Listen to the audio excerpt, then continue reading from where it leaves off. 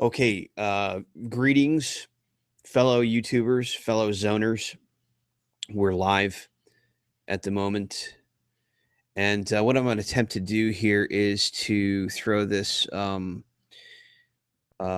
out in the stream there so anybody that wishes to join may do so. There's quite a few things I want to cover in this evening's, or rather this morning's live stream, which when it is through, it will be available for your viewing or listening pleasure tomorrow morning or any other time you wish to listen to it. So today is actually Thursday, September 1st, 2016. It is approximately 1:42 in the morning. A few of the things that we're going to cover in this live cast or this live stream today or this morning will be several things. I'd like to talk about some of the new bikes that have been announced, or also some rumors of bikes that will probably be announced, and some bikes that are currently already available on the market. We're going to talk a little bit about the MV Augusta F4Z or Z if you're from the UK. And we'll talk a little bit about that bike. I'd like to talk a little bit about some of the Kawasaki builds that are not really on anybody's radar, but they're really cool, and they're just good looking bikes. And if you already have a Kawasaki, for example, if you already have a Kawasaki in particular, the Ninja 650 or the ER 6N, I believe it is, the Ninja 650 or the Vulcan S, which are pretty much more or less the same platform. The 650cc parallel twin motor with a monoshock in the rear. Somewhat of a conventional, but a very cool chassis. And we'll talk a little bit about that. We'll look at some pictures and photographs and so forth. And also we will, what we'll attempt to do is also talk a little bit about, well, probably a lot of bit about the Triumph, the new Triumph Bonneville, the T120, the Thruxton R, and I believe it was the Norton Dominator bike that came out a few years ago. And I'm speculating, of course, that Triumph had taken some cues from that bike. And what's interesting is even back in Triumph and Norton's, shall we say, heyday, for lack of a better term, they had there was a bit of I guess somewhat of I call it maybe a sibling rivalry. Both British companies, both essentially built parallel twin motors. That was kind of the staple bike, the staple motor for these bikes and so forth. And since both companies have sort of retained their roots, I guess, for the most part, but have branched off into sort of different areas. Triumph putting emphasis on their 3-cylinder motors, and then of course Norton doing a reiteration of their parallel twin, and then or reintroduction of it, I guess, which is an all new bike. And then they have a bike that they've been developing, which is using, if I'm not mistaken, the Aprilia RSV4 motor, well, the motor that goes in the RSV4 and the Tuono, which is it's a V4 motor. So they're using a motor from another company and then putting it in their chassis, I guess in one of their own chassis and so forth. So it'll be interesting to talk a little bit about that as well. I guess what we'll do is I'm going to bring up the I need to do a screen share here if that's at all possible, and I certainly hope it is.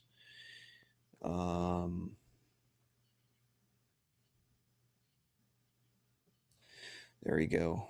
Okay, so I posted that up in the in the I posted the link up for anybody who wishes to. Okay, so we'll do this one here. All right, so let's start off with the new Bonneville. This is the new 2016 Bonneville T120. Now, I talked about this bike, and I talked a little bit extensively about the difference earlier this year. I think it was probably at the beginning of the year. The difference between some of Triumph's parallel twins. Triumph's staple parallel twin motor had forever been a parallel twin that had a 360-degree firing order. And you can, for those of you who like to geek out on this sort of thing, you can look that up. But what they've done, and then what they did is they also offered a parallel twin with a 270-degree firing order. The 360-degree firing order had traditionally been known as the British twin. It has a very distinct sound. The firing intervals noise is it sounds a lot like a BMW F800 or even their GS motor, which is their Boxer twin motor. And that motor also has a, if I'm not mistaken, it has the same firing order, a 360-degree firing interval.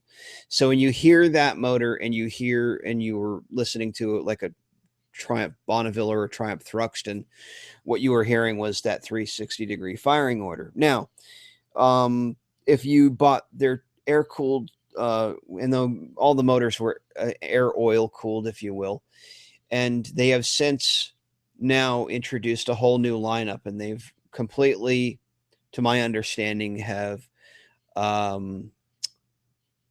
discontinued the traditional parallel twin motor, the 360-degree firing interval.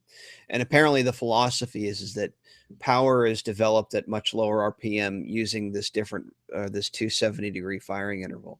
And the 270-degree firing interval makes it sound very much like a, I guess, if you're familiar with Harley Davidson's or your typical V twin, it has a very distinct firing order where the intervals are much farther apart. The firing intervals are much farther apart than on a 360. So when you're listening to this motor, it has a very meaty sound. It sounds maybe perhaps a little bit like a Ducati, which I think is also a 270-degree firing order, if I'm not mistaken. But this particular firing order is very appealing. Some might even say it sounds very American, if you will, but it just has a very raw sound to it. Now, having bored you to tears with all of those details, getting into a little bit more of the aesthetics of the bike, what they decided to do now, the T120 looks very distinct from the Thruxton and the Thruxton R. And I don't know if I have any pictures of it here, but we can just pull it up. We can go to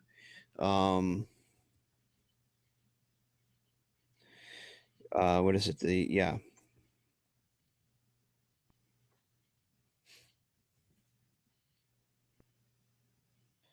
So if we look at this, you'll see it has very much more of a cafe style.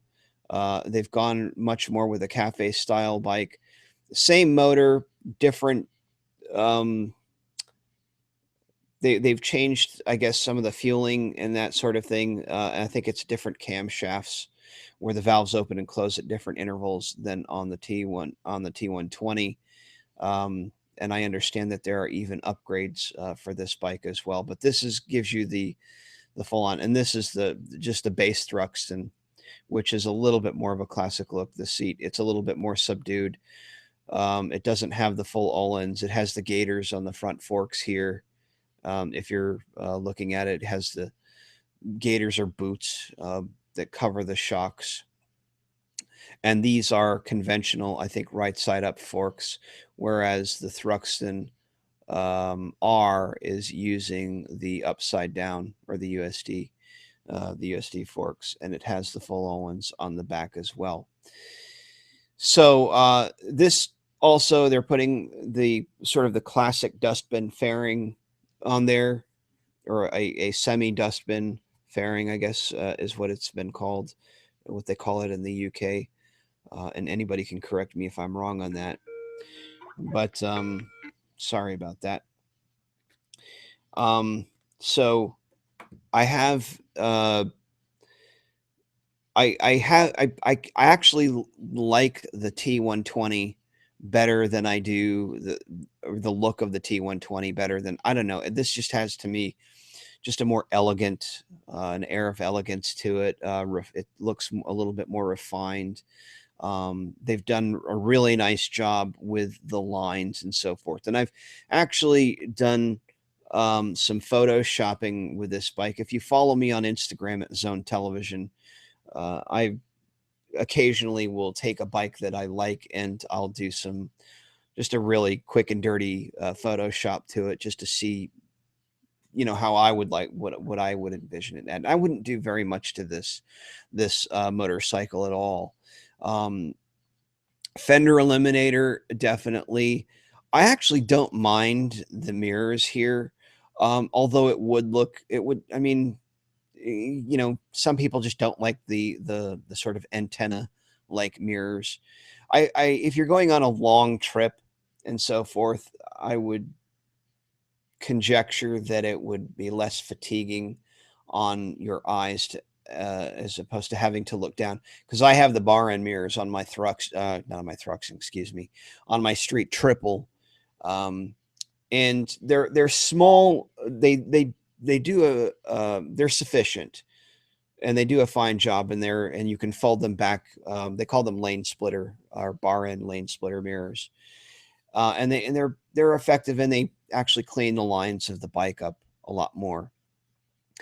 And some people, when they go on trips, they'll throw the conventional mirrors, the stock mirrors that go back on the bike, just because it's less work for your eyes to have to look down and sort of into a smaller, whenever you have to look down, it changes your fringe vision to an extent where it could actually affect your ability to, control the bike to a certain extent. But it's what you get used to, I suppose. But this bike, to me, and the color scheme, I really, really like this color scheme. It also, it is in, I think it's in black here. This is yet another color scheme here. This gray, which I'm not a huge fan. Why does it do that? Okay. I'm not a big fan of this color scheme here. It's okay, but it just looks kind of drab. I certainly wouldn't. I wouldn't get that particular color scheme, but it does look cool in black. But here you can see the bike in different lighting. It's it definitely has a retro feel to it, but the tires it has nice meaty tires on it. I think they're 160s, if I'm not mistaken. 160s, maybe. I can't remember specifically. And it also comes in this like red color too, this new red color. And this stock, these are the stock, actually, they call these pea shooters, these pea shooter exhausts on the bike. And then it comes in this two-tone silver and red as well, which is okay. And then I think it comes in this full-on red here, which is all right. It's kind of nice. But I don't know, that black and the sort of like that, I don't know, this white with the black and gold accents on it is just really, to me, it's a stunning look for the bike. Anyway, this doesn't look like it has the white trim on the seat, but I don't know, maybe that's oh, I see what it is, why it looks funny. It's these little boots holding the, or these little braces holding the bike upright down here. That's what makes it look funny. Right, so And then you have this beautiful, well, it's not a very good, flattering picture of it, but you have this, these very good looking gauges. There's the red and silver, the two-tone red and silver, which is kind of nice. The gauge cluster looks very good on it. It has this like polished, uh, this very polished look to it. You know, it's very sterling looking. It's very, I don't know. I just like the look of it. It's just a very good look for this bike. And I think they did a really good job. The fit and finish, based on what I've seen up close and personal, they did a very good, Triumph did a very good job with the fit and finish of the new Bonnie.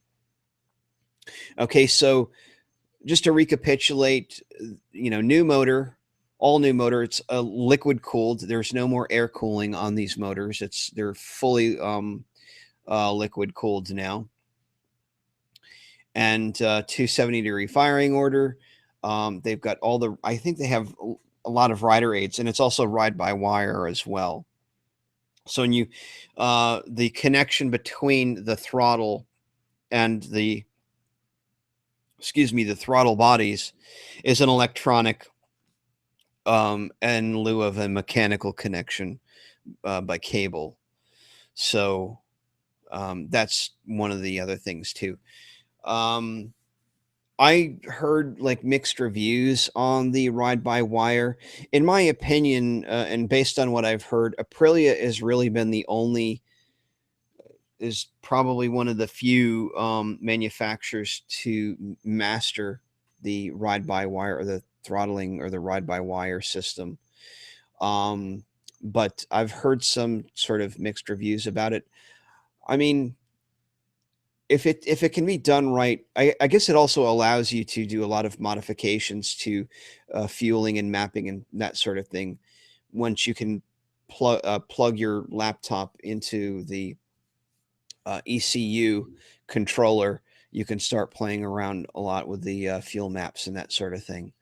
So that's one of the benefits to a lot of these electronic things. They can also change with, they have preset rider modes, and having a lot of these electronics in the bike, particularly with respect to the throttling um, and the throttle bodies and so forth, they can change the amount the flaps open up in the throttle bodies so that, like, if you accidentally whack the throttle, it doesn't overwhelm the rear tire with all of the bike's power and so forth. So that's typically what the rider modes are for and all this sort of thing. But anyway, suffice to say, I think it's a good looking bike. I think Triumph did a great job with it. The wire wheels are just, you know, I love wire wheels on a an old motorcycle. They're done right. They look good. They make the bike look good, I think.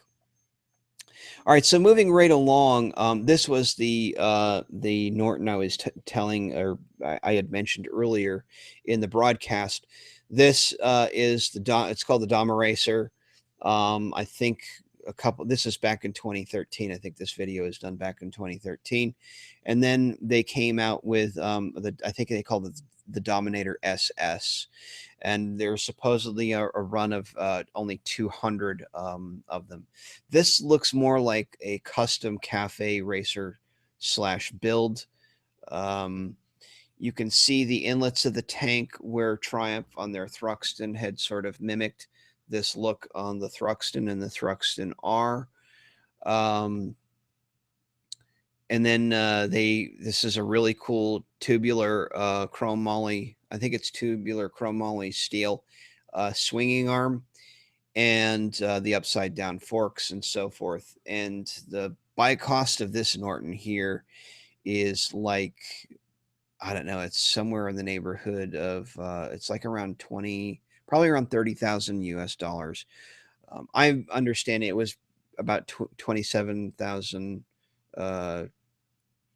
That would probably put around 32 or 33,000 US dollars. So it's like around 27,000 British pounds sterling for that bike. And it was a limited run of this bike. And the other thing that's you'll notice the difference. The way to tell the difference between a Norton and a Triumph is Norton had tended to pitch.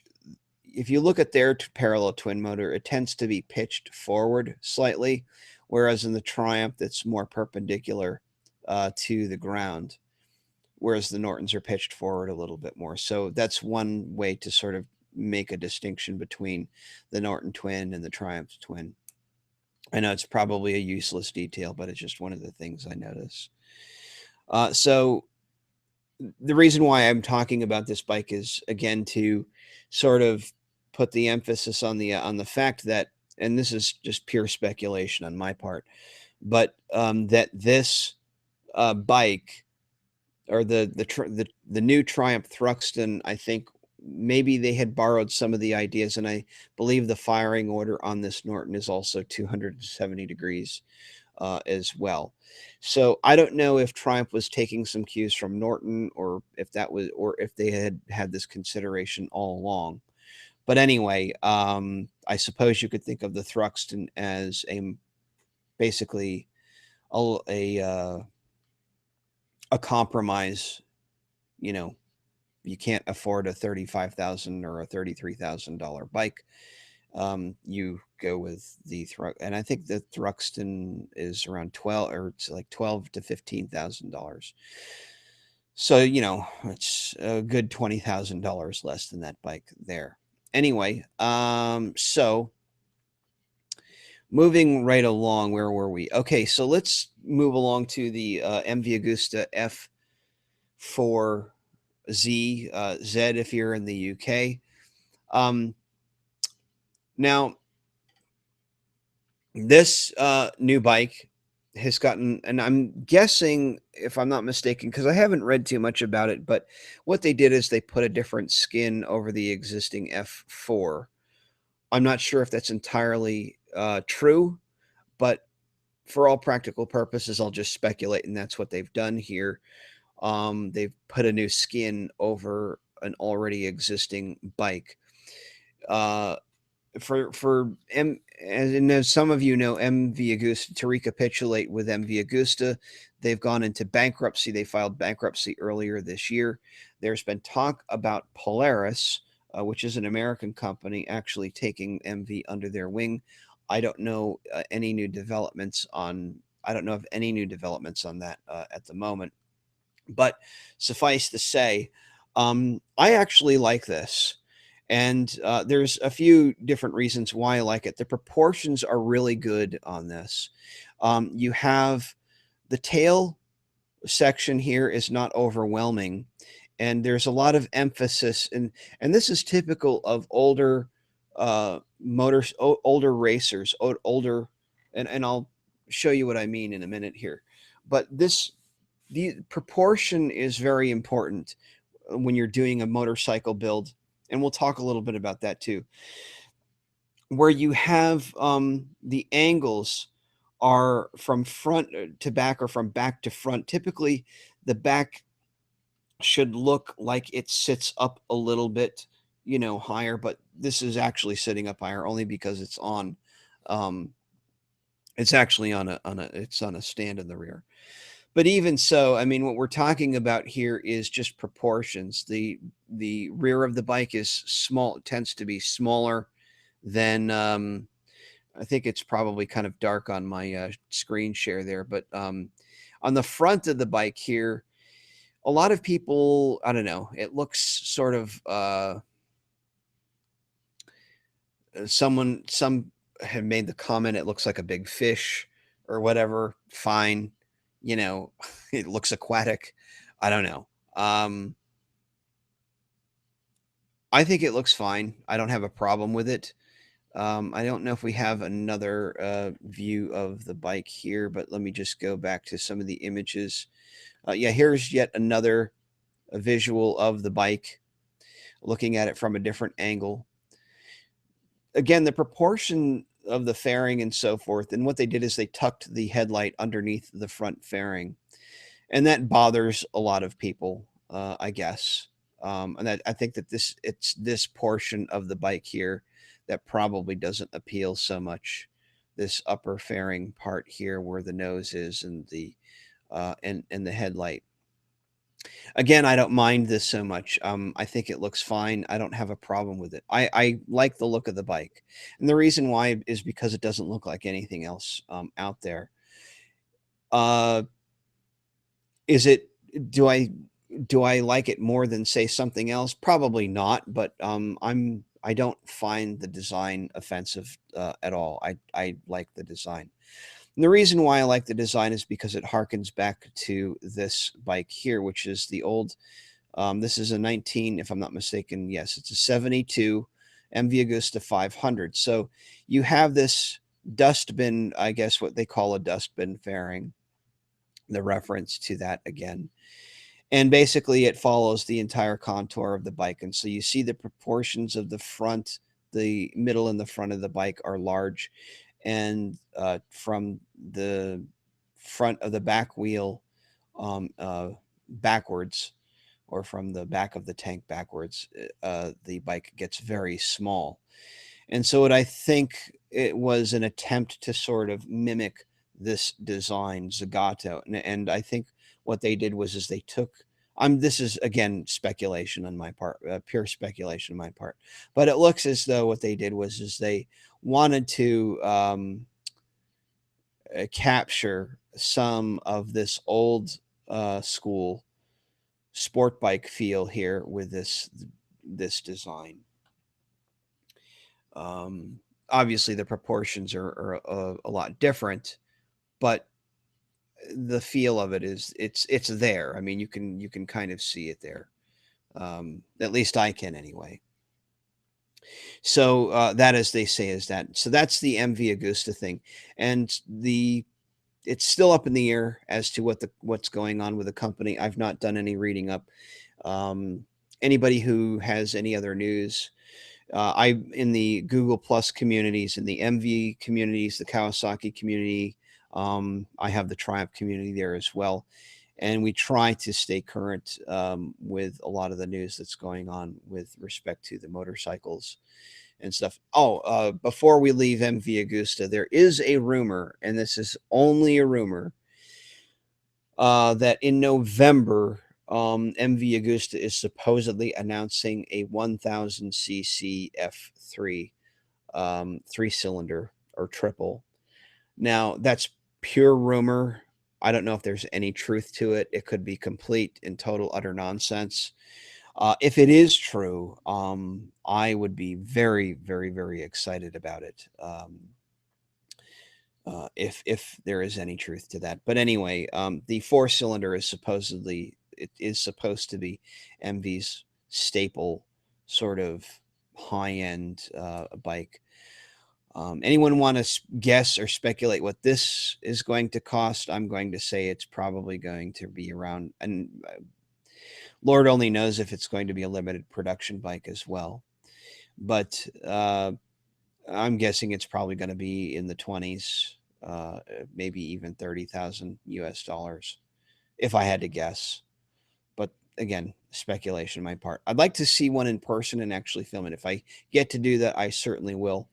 And then we'll put some video up on YouTube. I'm sure there will probably be plenty of people that will get to it before I will, but we'll do it just the same. So anyway, so proportions. We're talking a little bit about, cafe racer, racer type builds and proportions. And here's an example. Again, you can see this is a Norton. You can tell that the motor is pitched slightly forward here in the Norton bike. And I actually like the look of the motor pitched a little bit forward. It's just it's an aesthetic thing for me. I mean, having the motor perpendicular is not a deal breaker by any means. It's just how that looks in the frame, I suppose. But again, here we're looking at proportions, and you've seen. I want to get a bad. There's some bad examples of cafe, like if you've seen them, it's just like they quit. They get the tank. They do the tank okay, but they kind of quit where the seat goes, and sometimes this area back here, like, is all like blocky and stuff, and it looks horrible. And this is an example of a great cafe racer build, a good custom build, in my opinion, where you have the lines of the bike are slightly like the back end is kind of hunched up a little. It's like slightly higher, and then you have this line. And that's why they say when you're doing a build to have the bike standing, you want it on the ground so that you can look at it and look at the lines and see the proportions in the lines and so forth. So that you're, you know, getting a sense of this aggressive feel. It looks sleek. It looks aggressive. It looks like it's moving when it's standing still. And I suppose that that's the the um, uh, the goal, if you will, is to make the bike look like it's moving when it's not actually moving. So you have these nice flowing lines here. The tank kind of just gently flows into the seat, and the seat kind of coming up, and then you have this little sort of peak here, and then it crests. And so the tail section is sort of continuing or finishing the line of the tank, and that's what I look for anyway. And the proportions have to be right. Again, here you see the gaiters or the boots covering the forks.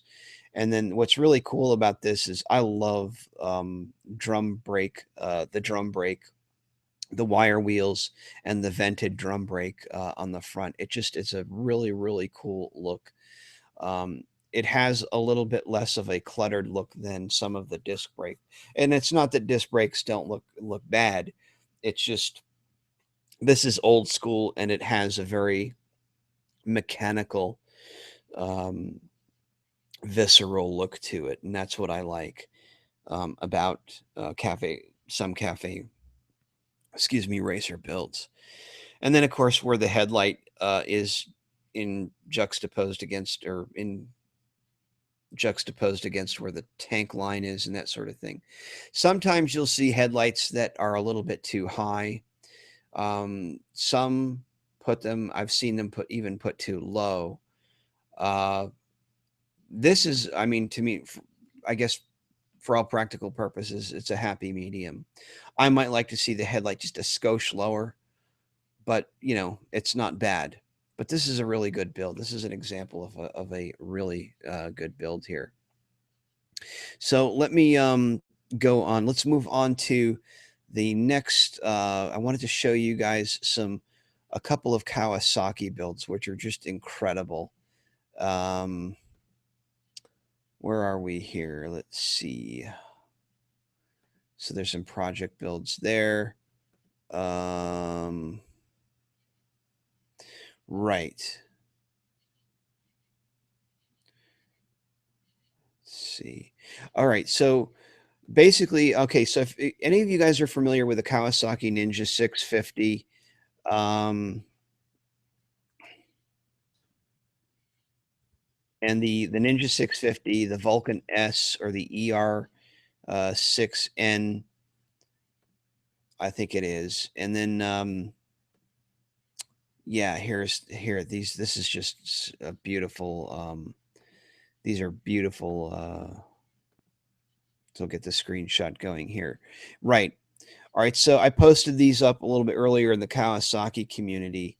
This is a bike build by MRS Officina, I believe. And this is just a stunning, stunning build, in my opinion. I mean, it's just beautiful. The color green is perfect. The way they got the tank. If you look at the Vulcan S, the tank is actually sort of flush with the frame. And so to get the look right, you can see here, like here's an example again of proportion and lines. You can see where they raised the tank. Um, and this is where I think a lot of builds go wrong, is they don't look at they think that they have to follow the line of the frame, but you don't always have to do that. And in order to get this right, they raised the tank up off of the frame a little bit in the back here, and then they built this bracket where the back plate, I guess what we call this, the back plate on the bike, or the back plate of the frame, um, and the subframe section here that comes up and supports the seat, which comes out off of, it looks like it just comes out off of the tank, which is a really cool, it's like floating. It doesn't look like anything is there, which gives it a really cool look. Don't know if I would have gone with a brushed aluminum fender, but I suppose it looks good. And this is Kawasaki's parallel twin motor. Now, this motor does not sound like a Triumph. It doesn't have it's not a 360-degree parallel twin. It's not a 270-degree parallel twin. It is a 180-degree parallel twin. And those of you who have owned Kawasaki Ninja 250s and 300s or 650s know that this parallel twin does not sound like any other parallel twin.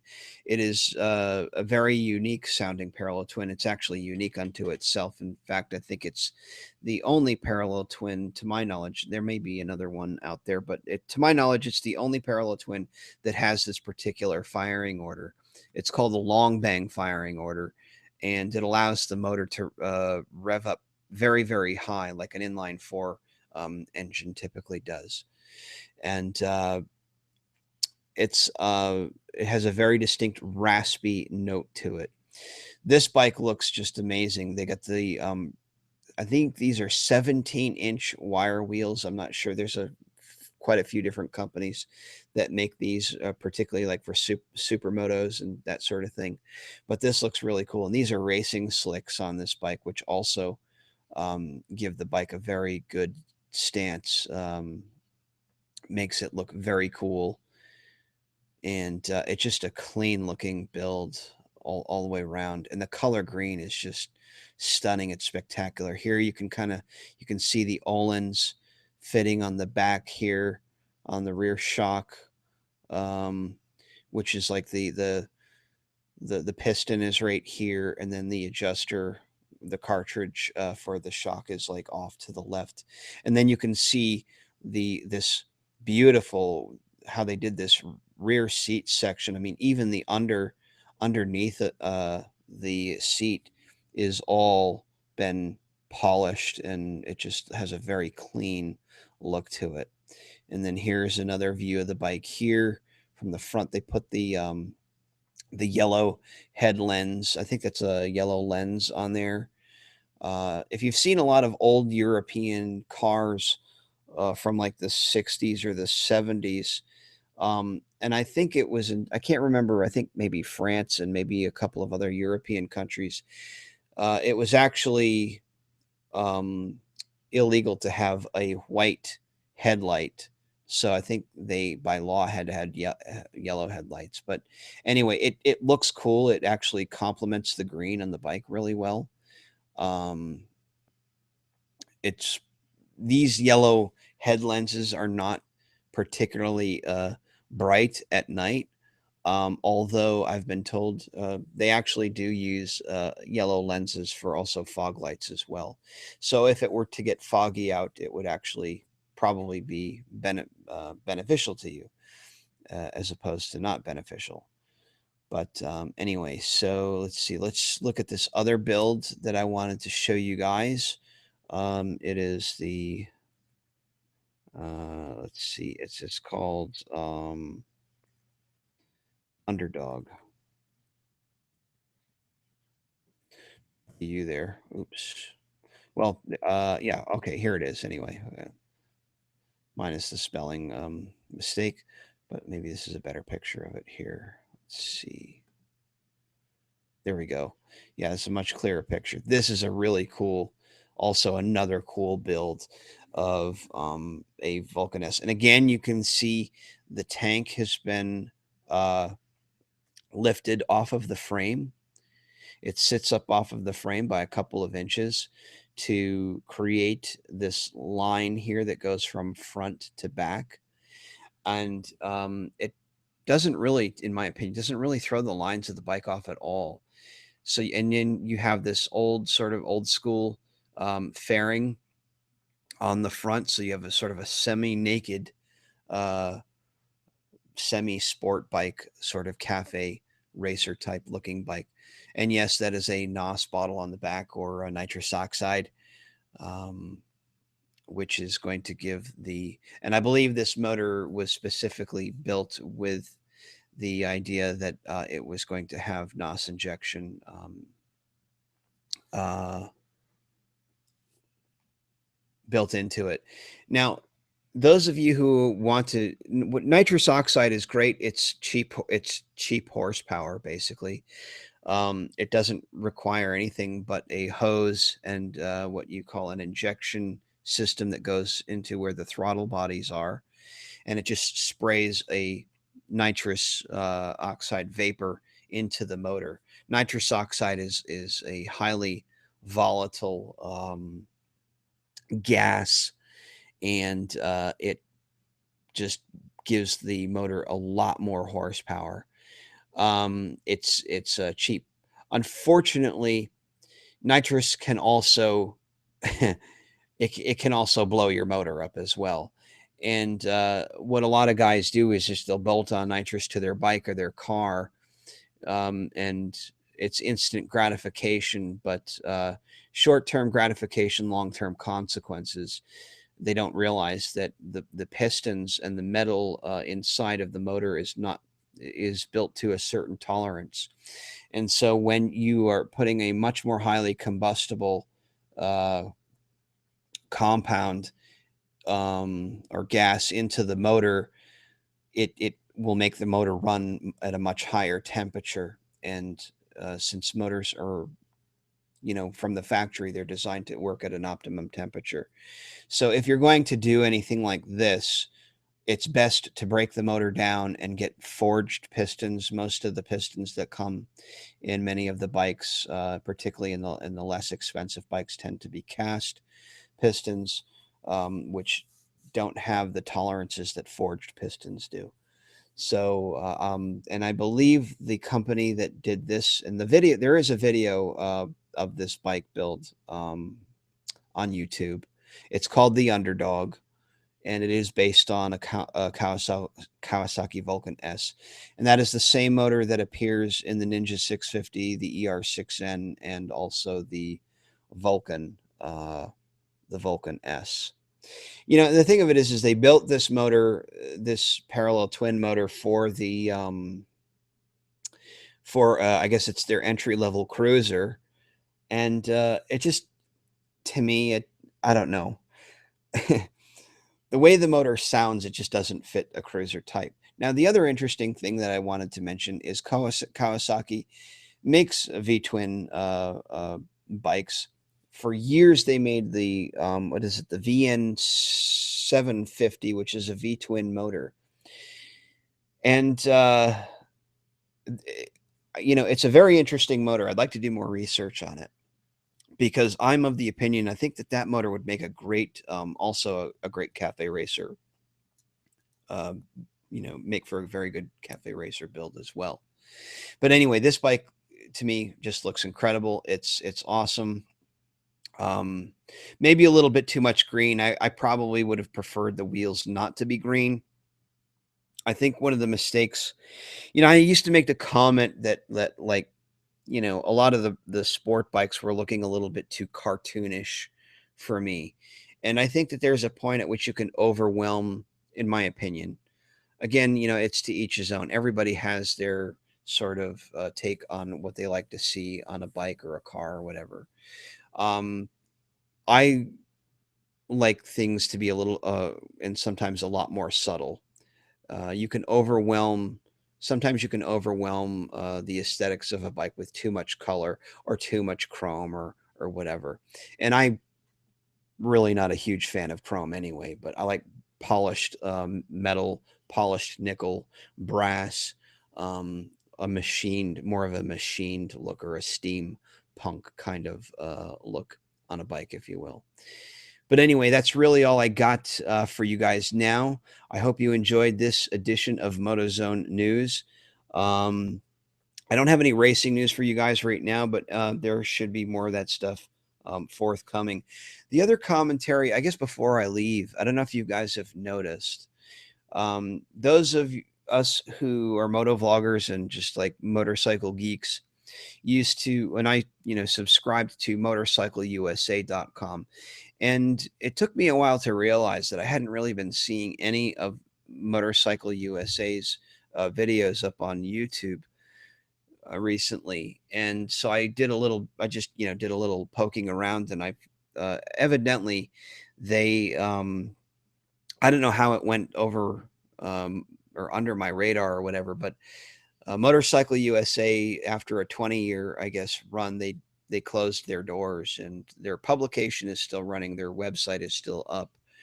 Don't know how much longer, but like Adam Wahid, who is like one of my favorite reviewers on that show, and a couple of other guys. I guess they had guys from like a lot of different editors from a lot of different publications and so forth. And not really sure why they disbanded or dissolved the company. But it was really a shame to see them go, because I was like, gosh, I haven't seen any videos from them for ages. So if you're wondering what happened to motorcycleusa.com, that is what happened. They're on, I guess they've all moved on to bigger and better things. Anyway, again, that's all I have for you guys tonight. This is September 1st, and enjoy the rest of your weekend. If I don't see or hear from any of you guys, have a safe holiday, Labor Day weekend, and shiny side up, dirty side down. Shades and spades.